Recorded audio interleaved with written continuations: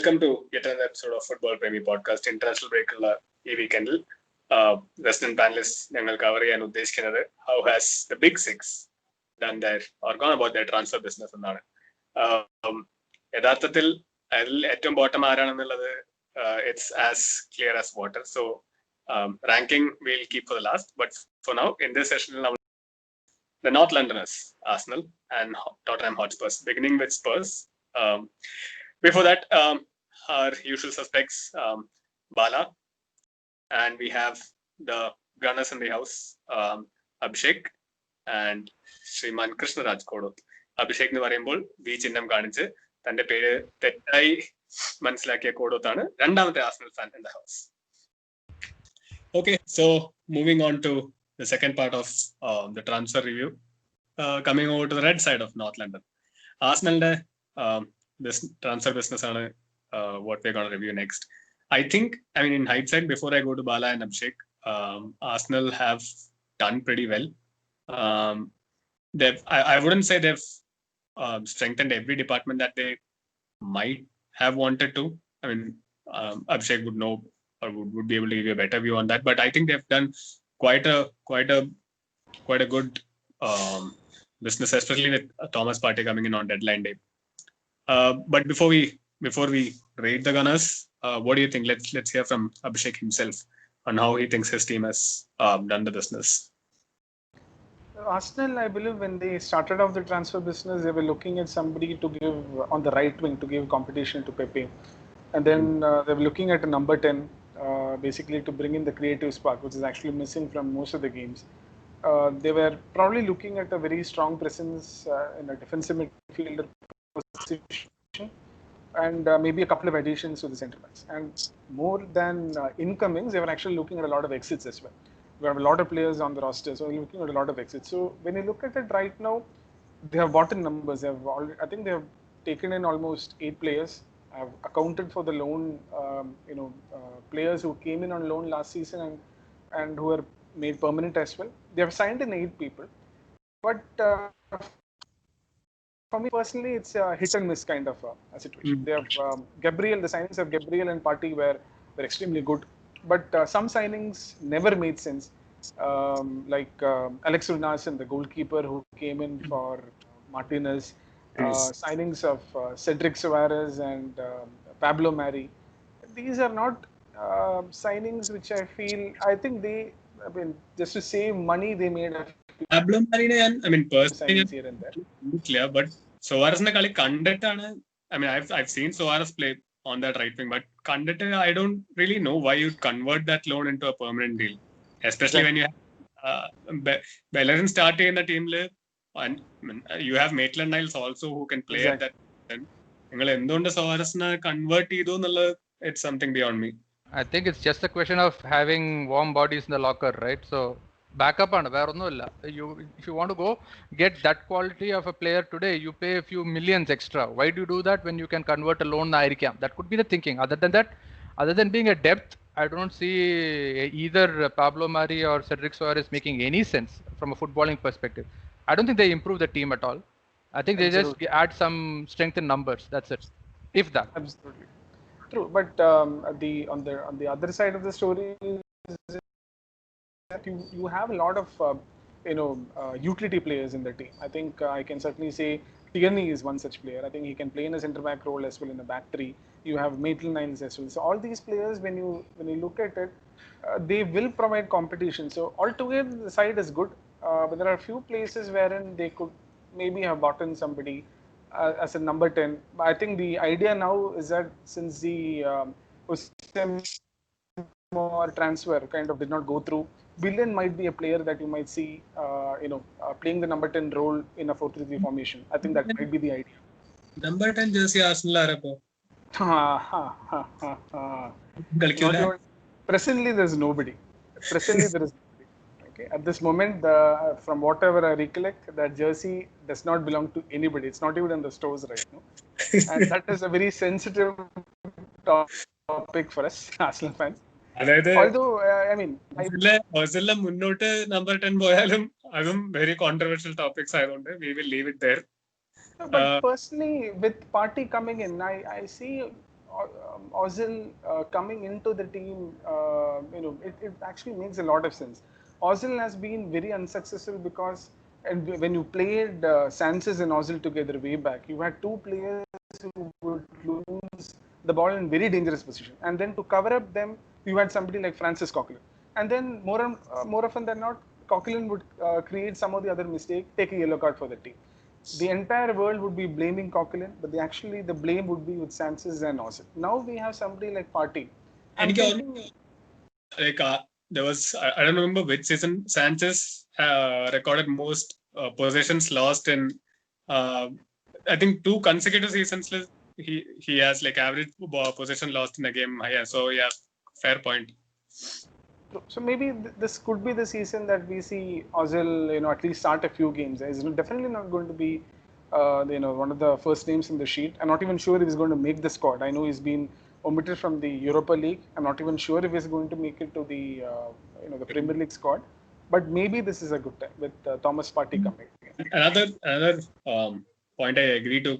കാരണം Maitland Niles left മിഡ്ഫീൽഡിൽ ആർസണലിൽ കളിക്കുന്നത് ഞാൻ സത്യം പറഞ്ഞ പ്രതീക്ഷിച്ചിരുന്നില്ല when the season started. So given he provides that flexibility, there's enough competition like across all positions on that field. Kind Villan can also definitely play like behind the striker. He can very well play right wing. Pepe, Villanum, I mean, purely from just a possibilities point of view, both Pepe and Villan can start in that Arsenal lineup. Is something that I feel can Villan center കളിക്കുന്നതിൽ he's equally adept. You have Saka, you have Reece Nelson as well. A lot of players. Correct. And Martinelli, he's injured, and once he comes back, Martinelli തിരിച്ചു വന്നാൽ you have Nketiah, Martinelli, and Lacazette to start at the striker position, right? So they tried real hard to move Lacazette, I guess, but it didn't work out. Yeah. I think that would have been. I think it's still useful to have. He's a quality player. Important games like goals കിട്ടുന്ന Lacazette നാണ്. അതന്നെ. True. I mean, he's a very good holder player. When you look at him, he does not strike you as a very good holder player. But I think his holder play is actually pretty good. Low center of gravity, he does pretty well. He does, and he shoots as well. I mean, it's a bit on and off here and there, but then I think he's a very good player. He has a good understanding with Aubameyang as well. I think he should be one of the. One more season loan extend them. I think it's actually quite a good business for Arsenal.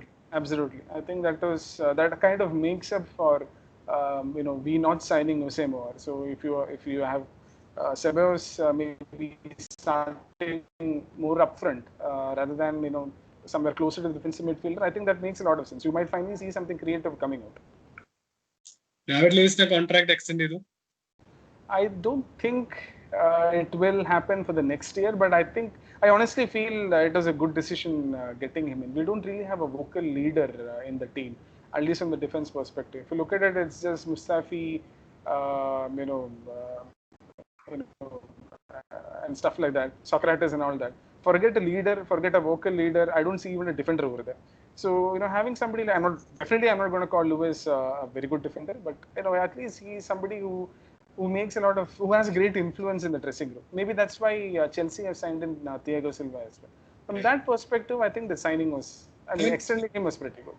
Even if not, extending not to play the player week in week out. Pande Mourinho, Drogba and Chelsea second spelling തിരിച്ചു വന്നപോലെ he wanted the senior player to groom the young players who are the future of the team. Not, but Thiago Silva Chelsea വന്നിട്ട് Lampard probably does not see him play for the next 2-3 years. But he has young defenders in Tomori. Maybe he wants to improve his game play, and Thiago Silva brings that wealth of experience. Maybe that's why he brought him. അങ്ങനെ ആവാൻ ചിലപ്പോൾ Luizനെ why Arteta is still keeping him, because end of the day he is someone who has played at international level for quite a long amount of time, so he has experience. You can't deny him that, right? ഒരുമാതിരി David ലൂയിസിനൊക്കെ he has experience എന്ന് പറഞ്ഞു കഴിഞ്ഞാൽ ഞാൻ ball തട്ടിട്ട് ഞാൻ footballer ആണെന്ന് പറയുന്ന പോലെയാണ്. അതൊക്കെ ഒരുമാതിരി very harsh. That's because you have seen me play that it is very harsh. But anyway, I see David Luiz. How can one of the fundamental things you want from a defender is reliability, and that is something you will never ever find with David Luiz. Okay, he'll have his own idea of suddenly becoming the flying forward, taking the ball and running with it, leaving all his entire team exposed. I don't see how that kind of a player, ever should be added to your team. But then I think when they extended him last season, they were a little desperate. They didn't have the money to buy a new player to replace, so they had to extend him. But I don't know. David Luiz is David Luiz, so you won't find kinder words from me. 2019 contract തീർന്ന ഫിൽ ജോൺസിന് 2023 വരെ contract കൊടുത്ത ശവത്തിൽ ടീമിന് കുത്തരുത്. ശവത്തിൽ കുത്തരുത്. അതിന് നമുക്ക് തനി രോദന session ഉണ്ട്. Jekyll and വേറൊരു Hyde kind video. of a situation. Yeah, Sorry, I yeah. was just saying I that get it's a Jekyll and Hyde kind of a combination because David Luiz, he actually does good in a back three. He is actually very good in a back three, but the moment you change it to a back four, he's like a different person altogether. He's like really poor. So it again depends. I think in big games when Arteta plays a back three against bigger teams, I think David Luiz actually makes sense. And if you look at it, he's not going to start his best defenders against bigger teams. It'll be David Luiz coming in just because the system suits that game. So I think, he just gives an extra option. But I don't think he's going to start a lot of games in the second half of the season. But maybe the first half of the season, once the team is maybe stable enough, you might see David Luiz move. And then post that, you might wheel off. departures from Arsenal? I'm sorry, say that again. Any departures from Arsenal? Well, we didn't really have a lot. I think we might see William Saliba moving out on loan. Back on loan. I think Lucas Torreira actually moved out. So that Emiliano was Martinez Martinez, left. Torreira, On loan. Guendouzi. Gendouzi as well. Yeah, Gendouzi. Yeah, that's a player that I almost forgot. Gendouzi as well. But those are loans. They could always come back. True. Yeah, I പിന്നെ think നിങ്ങളുടെ Greek ആശാനുണ്ടല്ലോ Constantine Mavropanos. Yeah, Mavropanos, yes. Mavropanos, yes. I think, and Mkhitaryan കുരിശ് ഊരിന്ന് തോന്നുന്നു. yeah. Free transfer.